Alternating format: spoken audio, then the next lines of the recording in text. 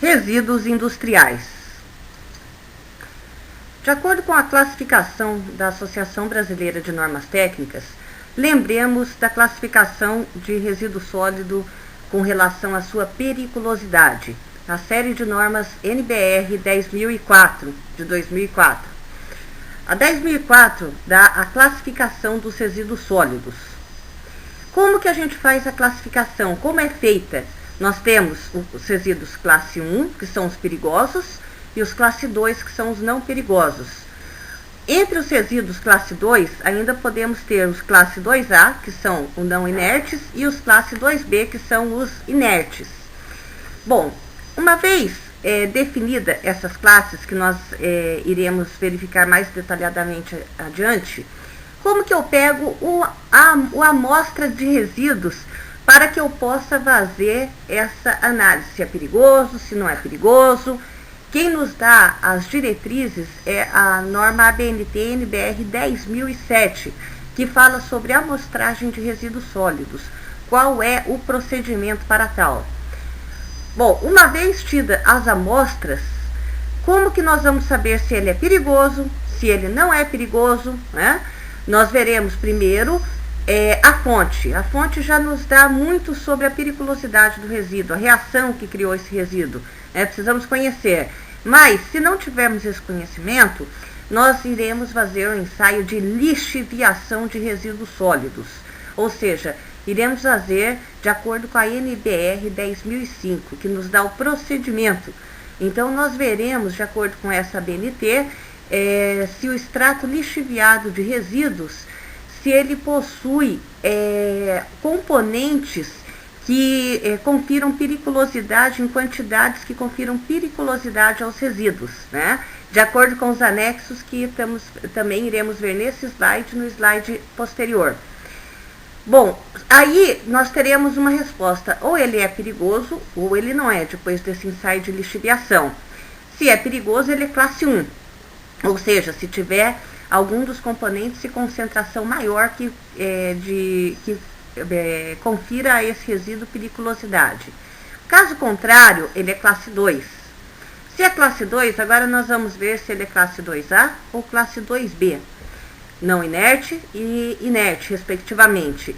Quem que nos dá o procedimento? É a norma NBR 10.006, que fala solubilização de resíduos, nos dá os procedimentos.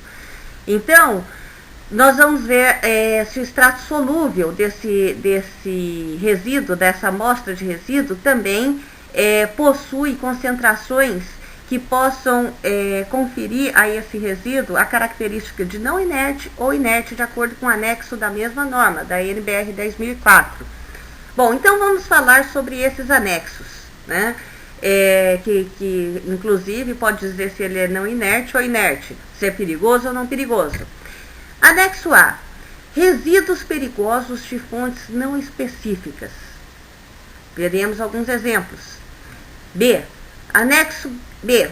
Resíduos perigosos de fontes específicas. Existem fontes específicas determinadas que nós sabemos que geram resíduos perigosos. Anexo C. Substâncias que conferem periculosidade aos resíduos. Anexo D. Substâncias agudamente tóxicas. Anexo E. Substâncias tóxicas. Agora temos o anexo F. A concentração, o limite máximo no extrato obtido no ensaio de lixiviação, que a gente falou no slide anterior. E o anexo G. Padrões para o ensaio de solubilização. Anexo H. A codificação de alguns resíduos classificados como não perigosos. Bom, de acordo com a classificação da Associação Brasileira de Normas Técnicas, 10.004, os resíduos são agrupados em classes, quais sejam resíduos classe 1, os perigosos, e os resíduos classe 2, os não perigosos, que são subdivididos em resíduos classe 2A não inertes e resíduos classe 2B inertes. Por isso, e também nós iremos consultar esses anexos, né? Tanto para fazer o ensaio de lixiviação, como solubilização, como também para conhecer resíduos perigosos de fontes específicas, de fontes não específicas, né? Além de que um conhecimento prévio do processo industrial é imprescindível. Por quê? Porque nós podemos já saber substâncias que estarão presentes no resíduo pela própria estequiometria das reações, né? E já podemos ter uma ideia da verificação da periculosidade desses resíduos. Então, mesmo para resíduos com origem conhecida, a gente não pode dar uma resposta conclusiva nesses casos, né? Então, torna-se necessário analisar parâmetros indiretos ou ainda realizar bioensaios. Por quê? Um resíduo industrial, ele pode ser muito variável em sua composição, em sua textura, né? Em sua qualquer que seja a característica, né? Então, ele pode ser um meio contínuo ou ainda uma mistura de fragmentos diferentes com uma composição irregular. A norma BNT-NBR 10.007, que fala sobre a amostragem de resíduos sólidos, conforme a gente já falou anteriormente, vai relacionar os procedimentos a serem adotados em uma campanha de amostragem. O número de amostras deve ser maior ou igual a 4, de acordo com Roca et al.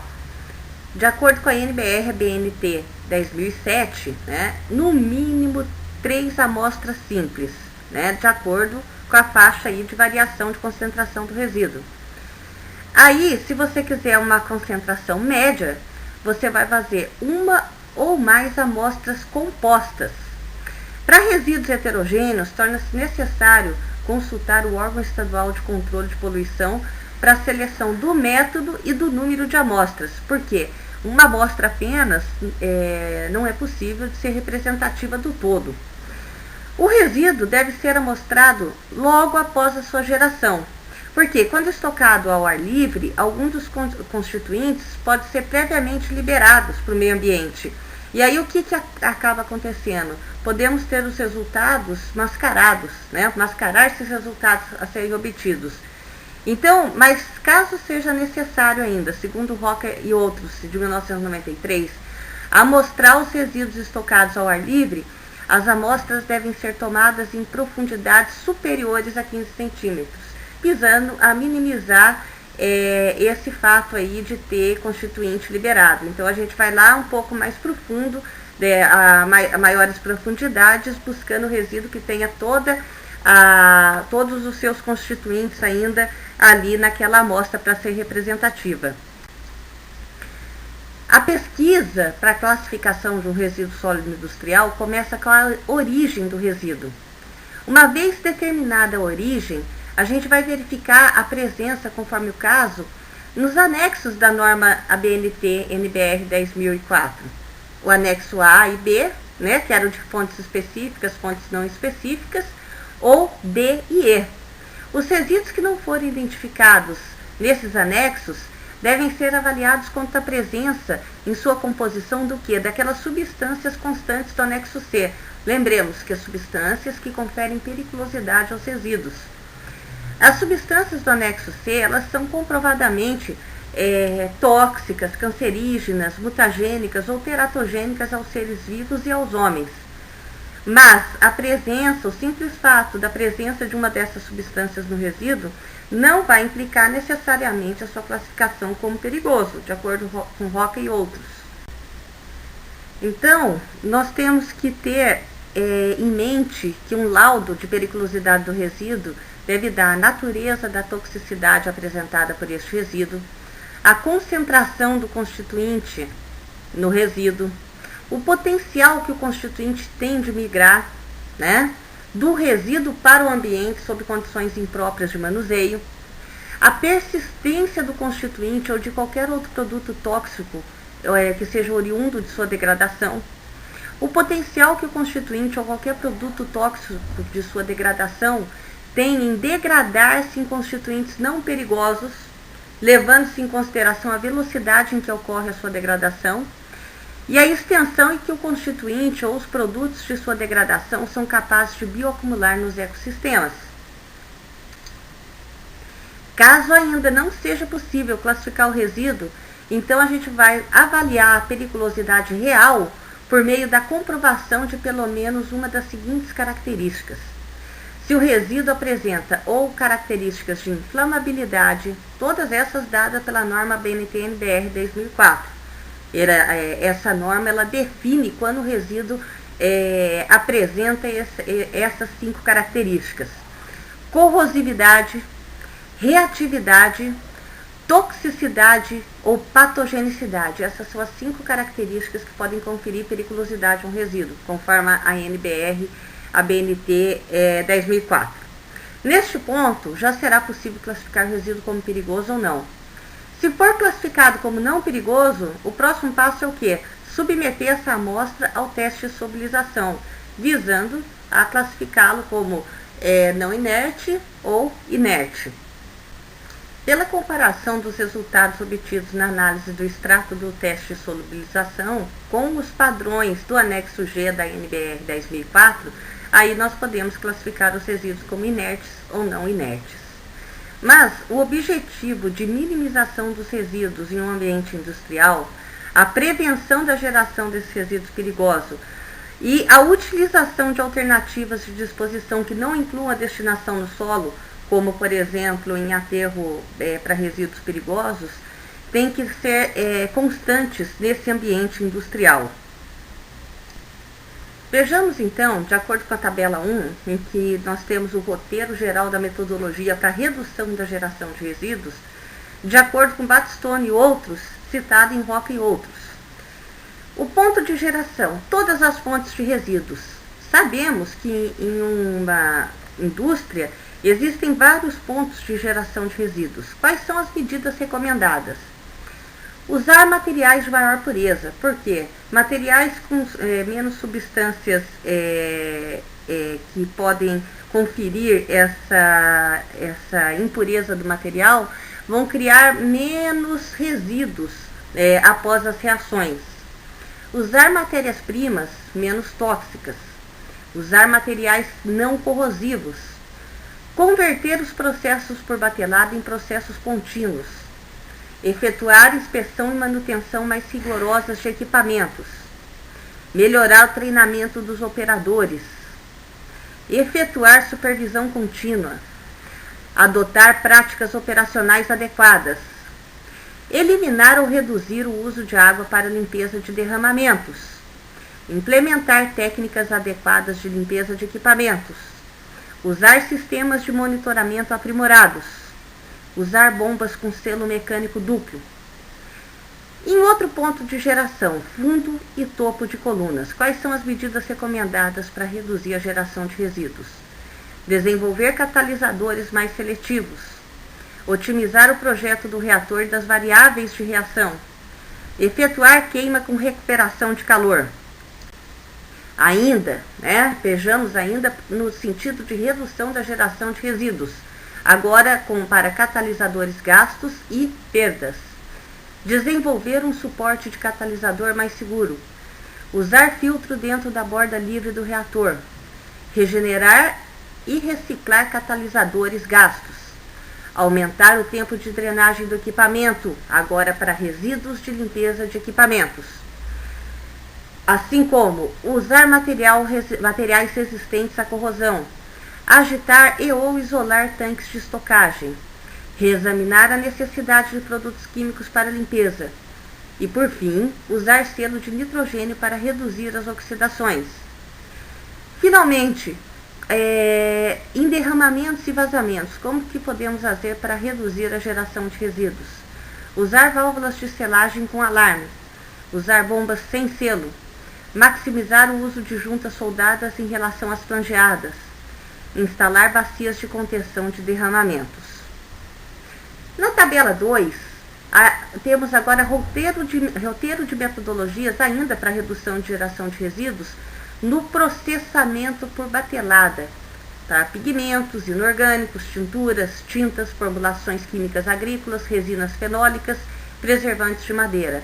Ainda a mesma fonte, Batstone e outros, citado em Roca e outros.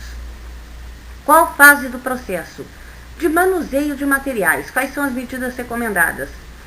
Segregar as embalagens vazias por tipo de material estocado. Conteúdo. Utilizar tambores laváveis e passíveis de reciclagem. Comprar materiais a granel ou embalagens maiores. Comprar materiais em embalagens previamente pesadas. Usar tubulação para transferência de materiais. Purgar linhas. E na fase de processo de reação, processamento.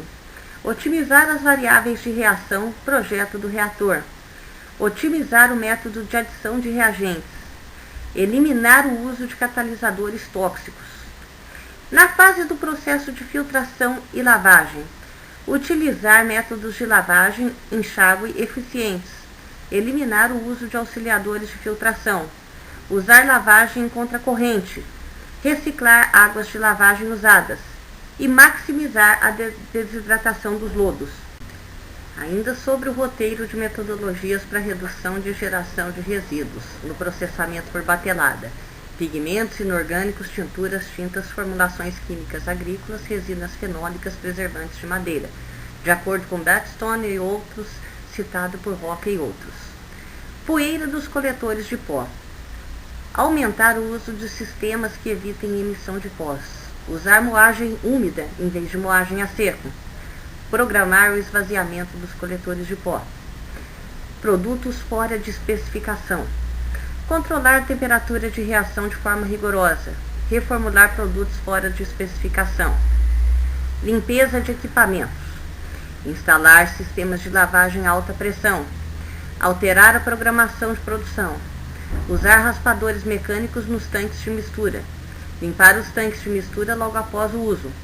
Usar sequência de lavagem em contracorrente. Reciclar a água de lavagem gasta. Aumentar o tempo de decantação das águas de lavagem gasta. Reexaminar a necessidade de limpeza com produtos químicos e desidratar os lodos.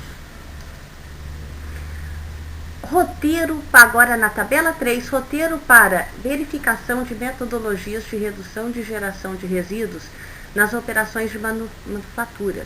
Eletrodeposição, impressão litográfica, tratamento superficial de metais, aplicação de pintura, placas de circuito impressos. Fase do processo, manuseio de materiais. 1. Segregar as embalagens vazias por tipo de material estocado, conteúdo.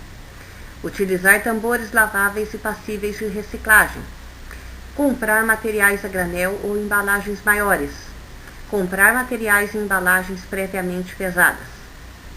Fase do processo, solventes de limpeza. Instalar e operar os tanques de limpeza de forma apropriada. Evitar contaminação cruzada de solventes. Evitar contaminação de solventes com água. Remover o lodo continuamente. Monitorar a composição dos solventes. Consolidar operações de limpeza a frio. Reciclar solventes gastos. Agentes de limpeza alcalinos ácidos. 1. Instalar e operar os tanques de limpeza adequadamente. Evitar contaminação cruzada de solventes. Remover o lodo frequentemente.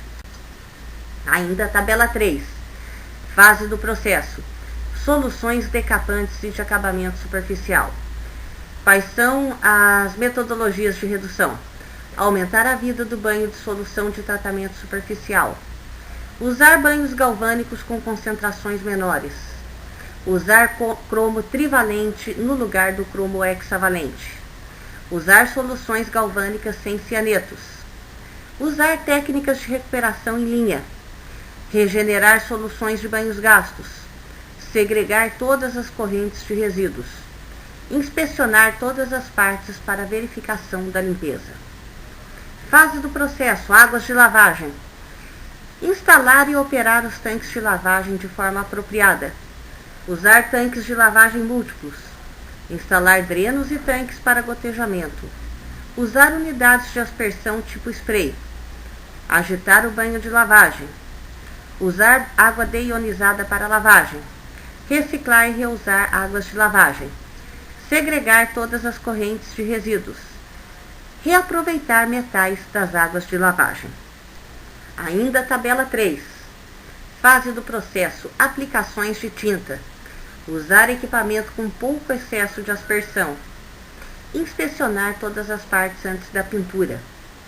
Fases do processo, vazamentos e derramamentos. Instalar barreiras contra respingos e coletores de gotejamentos. 2. Prevenir o transbordamento do tanque. Vejamos o quadro de incompatibilidades de resíduos de acordo com Roca e outros. Nós temos aqui as linhas de 1. Ácidos minerais e oxidantes. 2. Bases cáusticas. 3. Hidrocarbonetos aromáticos. 4. Orgânicos halogenados. 5. Metais. 6. Metais tóxicos. 7. Hidrocarbonetos alifáticos saturados. 8. Fenóis e cresóis. 9. Agentes oxidantes fortes. 10. Agentes redutores fortes. 11. Águas de soluções aquosas. E 12. Substâncias que reagem com a água. Essa classe de substâncias que reagem com a água, eles são extremamente reativos. Não devemos misturar com nenhum outro produto químico ou resíduo. Com relação ao quadro de incompatibilidade, nós temos as seguintes siglas. Com relação às colunas, que são as mesmas numeradas. 1, 2, que são as bases cáusticas. 3, os hidrocarbonetos. 4, 5, 6, por exemplo, os metais tóxicos. 7, 8, 9, por exemplo, agentes oxidantes fortes. E assim por diante. Então, quais são as siglas? E para explosivo, quando essa mistura é explosiva. F para fogo. GI, gás inflamável, formação de gás inflamável. GT, formação de gás tóxico. C, geração de calor. E C, solubilização de toxinas. Vejamos 2 exemplos. Por exemplo, tomemos o 9, agentes oxidantes fortes. Se misturarmos com agentes oxidantes fortes também, 9 com algum outro agente oxidante forte, podemos ter o perigo de quê? Do C, F e o E, que respectivamente vão ser geração de calor, fogo e explosivo. Outro exemplo. Misturemos ácidos minerais oxidantes, com agentes redutores fortes. Poderemos ter formação de C, F e GT, que são C, geração de calor, F, fogo e GT, gás tóxico.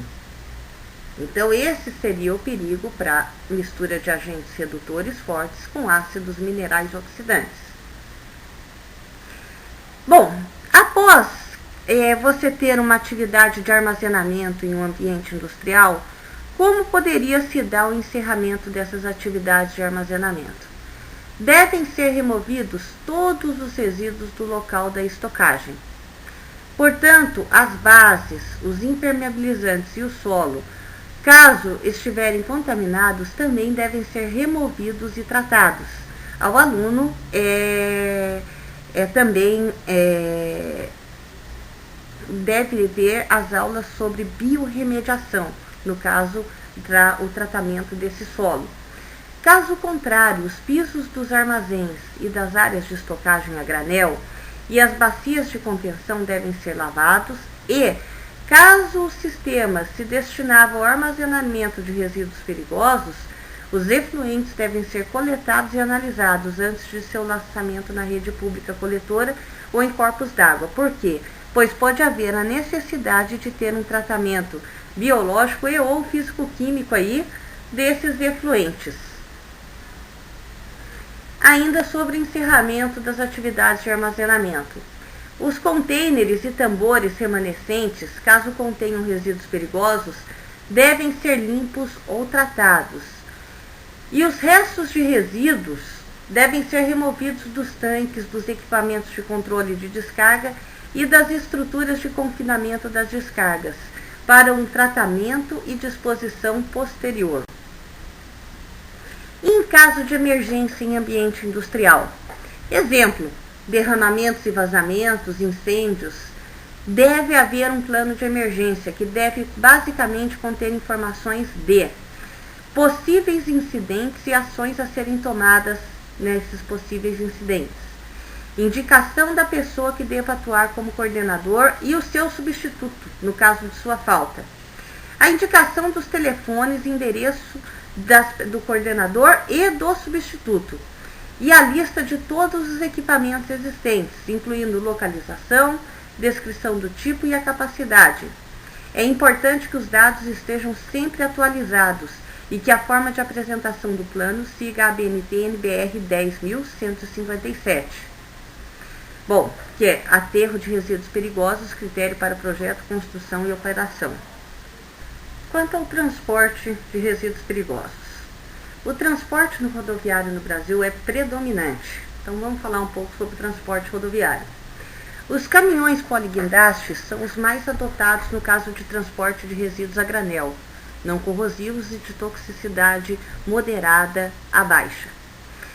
Os caminhões-tanque são usados para o transporte de resíduos líquidos ou pastosos bastante fluidos. Quando se transportam resíduos corrosivos, aconselha-se que o interior do tanque ou caçambas-tanque receba um revestimento protetor de material adequado, plásticos, resinas, tintas, etc. Os veículos devem possuir bombas próprias para carga e descarga ou sistema de armazenamento a vácuo. O transporte de cargas perigosas no Brasil, regulamentado pelo decreto da Lei Federal nº 9644 de 18 de maio de 1988, e as normas da ABNT, NBR 7500, transporte de cargas perigosas, que dá a simbologia. Temos aqui as emendas dessa norma, né? Então a NBR 7500 fala identificação para transporte terrestre, manuseio, movimentação e armazenamento de produtos. A NBR 7501 fala o transporte de cargas perigosas, a terminologia, com as emendas também de 2005, né? E a NBR 7502, transporte de cargas perigosas, classificação. Essa foi cancelada em 1991. Secagem e desidratação de lodos. Os lodos são materiais líquidos ou semissólidos. Grande parte desse material é constituída por uma fase líquida, geralmente água ou solvente, e uma fase sólida, e apresentam um teor de umidade alto, frequentemente a maior que 90% a 95%, de acordo com Roca e outros. Os lodos devem ser tratados ou dispostos em instalações localizadas dentro da própria indústria ou fora dela, e transportados dos locais de geração até essas instalações. Dentre os processos de tratamento ou destinação de lodos, um dos mais usados no nível atual de tecnológico do país é o da disposição em aterros industriais. Em muitos casos, os lodos irão necessitar de condicionamento prévio com adição de produtos químicos para que eles possam ser submetidos a processos de secagem e desidratação, de acordo com Roca e outros. E os métodos mais comumente utilizados para secagem e desidratação de lodos são centrifugação, filtragem em filtros prensa de placas, filtragem em filtros prensa de cinto, filtragem a vácuo e leitos de secagem, de acordo com Roca e outros. Aqui na figura 2 podemos verificar uma representação esquemática de aterro de resíduos classe 1. O que nós precisamos ter? É uma massa de resíduos que é confinada de maneira operacional e de projeto de maneira segura para que não haja risco nem à saúde pública nem ao meio ambiente. Ao fundo desta vala, nós teremos que ter dupla impermeabilização inferior. Em qualquer lugar que eu posso construir essa vala? Não. Eu tenho que ter uma permeabilidade de menor ou igual a 5 vezes 10 a menos 5 centímetros por segundo, de acordo com Roca e outros. E uma distância maior ou igual a 1,5 m do nível máximo da superfície do aquífero. Então não é em qualquer local. Eu tenho que ter essa dupla impermeabilização inferior. E iremos ver nessa aula ainda quais são os materiais que podemos usar para essa dupla impermeabilização inferior. Sendo que entre essa dupla impermeabilização inferior, eu tenho um poço de inspeção que vai receber líquidos eventuais de um dreno e testemunha. Em que caso? No caso em que a primeira impermeabilização inferior falhe. Então, a gente já nesse poço de inspeção, antes da segunda impermeabilização inferior, a gente já sabe como tomar providências em caso de acidentes, né? Aí, colocamos o resíduo, né? Esse resíduo ele vai ser confinado de maneira segura e nós teremos o que? A impermeabilização superior, uma vez que a capacidade dessa vala for atingida. Não podemos esquecer que temos que drenar os percolados que vão ser formados de efluente industriais das mais diversas composições. Então eu tenho que drenar esses percolados para um tratamento físico-químico depois. Da mesma maneira, eu tenho que ter depois a drenagem de água de chuva para evitar que ela forme percolado, que ela seja percolada por entre essa célula de resíduo industrial. Quando atingida a capacidade da célula, eu faço a cobertura final dessa célula, né, de resíduos, sempre de maneira que eu tenha uma declividade em que eu evite que a água de chuva percole por entre esse resíduo. Existem aterros de classe 1 que fazem até uma cobertura nessas células para evitar que sejam formados percolados e com isso minimize o risco de contaminação do aquífero. Além de que teremos uns poços piezométricos para verificar a qualidade de água do aquífero, conforme veremos a seguir. Bom, então qual é o fluxo de água em um aterro de resíduos, né, de acordo com o Roca e outros?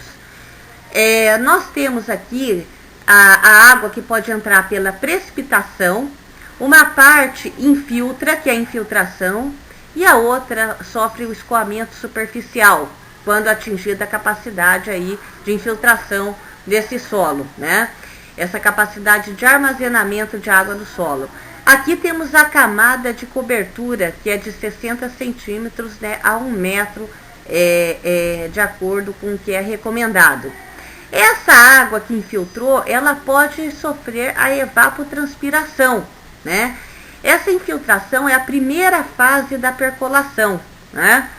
Então, podemos ter ainda a percolação de água na massa de lixo. Essa daí nós devemos minimizar o máximo possível essa infiltração de água, porque isso vira percolado, lixiviado, que teremos que tratar necessariamente. Essa percolação no lixo é a segunda fase de percolação, que vai ser governada pela capacidade de armazenamento de água no lixo. E essa água percolada e lavou o lixo vai ser o quê? O lixiviado.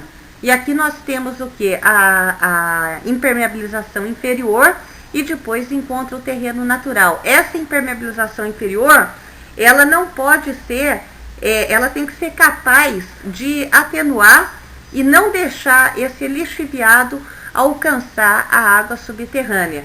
Mas para evitar essa contaminação, nós temos que fazer um sistema de monitoramento da água subterrânea pelos poços piezométricos, a amostragem sistemática de água desses poços piezométricos. A impermeabilização inferior pode ser feita com geomembranas sintéticas. Entre os polímeros atualmente empregados para a confecção de membranas flexíveis, incluem-se os seguintes tipos, de acordo com Roca e outros: borracha butílica, borracha da epicloridrina, borracha de nitrila, borracha de etileno propileno, cloreto de polivinila, elastômeros termoplásticos, neopreno, borracha de cloropreno, polietileno de alta densidade, polietileno clorado, polietileno clorosulfonado, poliolefinas plastificadas e termopolímero de etileno propileno. Quais são as características, vantagens e desvantagens de determinadas membranas sintéticas, de acordo com Roca e outros? Por exemplo, a borracha butílica. As características da borracha butílica, que é um copolímero de isobutileno com pequenas quantidades de isopreno. As vantagens: ele tem baixa permeabilidade a vapor d'água e gás, estabilidade térmica, resistência a intemperismo e a ozona, resistência à tração, ruptura e punção. Quais são as desvantagens? Baixa resistente a solventes de hidrocarbonetos e óleos de petróleo, difícil para emendar ou reparar. O material: borracha de etileno propileno. Quais são as características? É uma família de termopolímeros de etileno, propileno e hidrocarboneto não conjugado. Quais são as vantagens? Essa borracha possui resistência ao ozono, à radiação ultravioleta, ao envelhecimento, à abrasão, à ruptura e à absorção e penetração de água. Tolerância aos extremos de temperatura. Alia flexibilidade e resistência a concentrações diluídas de ácidos, álcalis, silicatos, fosfatos e salmoura. Quais são as desvantagens? Não é recomendada para solventes de petróleo e solventes halogenados. Difícil para emendar ou reparar. Ainda sobre as características, vantagens e desvantagens de determinadas membranas sintéticas, de acordo com Roca e outros. Material: cloreto de polivinila, PVC. Características: polímero do monômero de cloreto de vinila. Vantagens: possui resistência à tração, punção, absorção e alongamento, boa resistência a inorgânicos e facilidade para emendar. Desvantagens: é atacada por muitos orgânicos, incluindo hidrocarbonetos, solventes e óleos. Não é recomendada para exposição às intempéries e à radiação ultravioleta. O polietileno de alta densidade é um polímero termoplástico baseado em etileno, que possui como vantagens resistência a óleos e solventes, baixa permeabilidade a vapores de água e gás, resistência às intempéries e às altas temperaturas. As desvantagens: sujeita a rachaduras e a punção, difícil para manusear em campo. O polietileno clorosulfonado vem da família de polímeros resultantes da reação de polietileno com cloro e dióxido de enxofre, que possui como vantagens resistência à ozono, ultravioletas, intempérie e aos extremos de temperatura, resistência a ácidos e álcalis.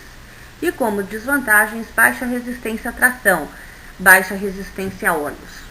Então, vamos escolher o material de impermeabilização em função da tipologia de resíduos que nós iremos receber, né? E isso vem do mercado que nós temos como alvo desse aterro industrial. Qual é a vazão a ser drenada? Ela pode ser avaliada para os casos mais simples, conforme a equação 1 dada por Roca e outros, em que a vazão é 1 sobre um tempo, que é dado em número de segundos em um ano, né? Vezes P, a precipitação média anual em milímetros, vezes a área do aterro em metros quadrados, vezes K, que vem dessa tabela 6, que é o coeficiente de formação de percolados, de acordo com Roca e outros, que está relacionado ao peso específico dos resíduos no aterro, em toneladas por metros cúbicos. Se esse peso específico situa-se na faixa entre 0,4 a 0,7, o K atribuído pode ser 0,25 a 0,5. Caso contrário, seja maior que 0,7, pode ser um K de 0,15 a 0,25. E com relação ao plano de inspeção e manutenção, de acordo com Roca e outros. Por exemplo, na cerca, quais são as possíveis falhas ou deterioração das cercas? Danificação ou remoção de elementos. Temos que fazer uma frequência semanal, cujas ações corretivas são reparo ou exposição. A balança também é uma inspeção semanal e reparos em caso de danificação de componentes. Os acessos internos: podem haver buracos, erosão, empoçamento de água. Temos que ver diariamente e fazer os reparos necessários. Os reparos necessários devem ser feitos também com uma frequência de inspeção semanal no caso dos drenos de águas pluviais, que podem ser danificação ou interrupção da seção, né? Também podem haver problemas de assoreamento ou obstrução por terras ou resíduos. Então temos que fazer a desobstrução e a frequência de inspeção também é semanal. Com frequência diária, temos que ver os postos de inspeção e drenos testemunha. Quais são os problemas? Podem haver danificação da tampa, aí temos que fazer os reparos, a remoção da tampa e presença de líquidos no interior, e aí teremos que fazer a reposição da tampa e verificação da procedência desses líquidos e a correção dessa irregularidade. Também teremos que ver a presença de resíduos ou materiais no entorno desses postos de inspeção e drenos de testemunha, diariamente, e fazer a remoção e limpeza do entorno. A camada de proteção da impermeabilização pode ser deteriorada por danificação por chuvas ou danificação por esforços durante o aterramento. De qualquer maneira, a frequência de inspeção tem que ser diária e temos que fazer a execução de reparos. Os taludes e outras superfícies estão passíveis de sofrer erosão ou a danificação da camada de proteção. Em ambos os casos, temos que fazer a frequência semanal de inspeção. Para erosão, reposição de terra, e para danificação da camada de proteção, a execução de reparos. Os postos de monitoramento do aquífero podem sofrer a danificação da caixa ou da proteção sanitária, né? Então tem que haver uma frequência de inspeção semanal e a execução de reparos tem que ser feita. Ou dificuldade de acesso a esses postos de monitoramento de aquíferos, também a frequência semanal, e temos que desobstruir este acesso. E essas são as referências bibliográficas da aula, com especial atenção à série de normas da NBR 10.004, né, coletânea de normas, e a ROCA e outros.